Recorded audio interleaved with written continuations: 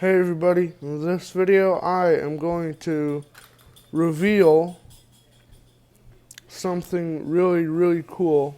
A little addition to this V-Dub Golf I showed off, or I made a roof rack for in my last video.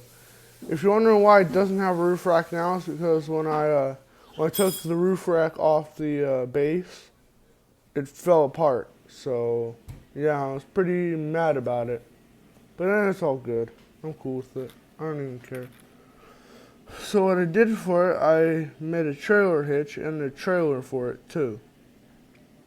I made that trailer out of scratch from some index cards, cardboard, a little bit of cardboard, and some wheels.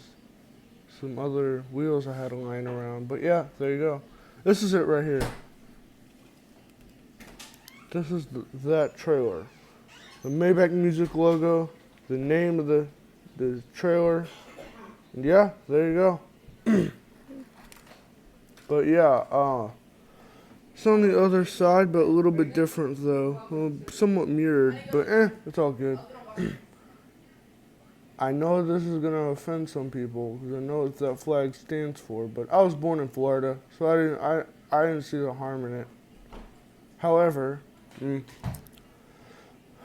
so what I also did for the V-Dub, the car itself, was I gave it some double wheels.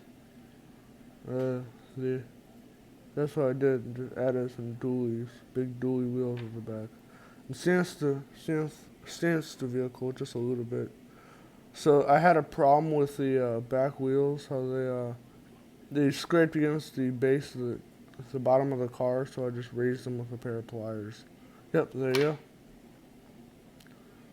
And if you didn't already notice, I scratched the windshield to make it look like the driver banged his head on the windshield or something. And how I did that was I used a knife or something sharp to scratch it with. And it worked really well. And there you go, ladies and gentlemen, boys and girls. And as always, smash that like button, subscribe, and turn on notifications to stay cool.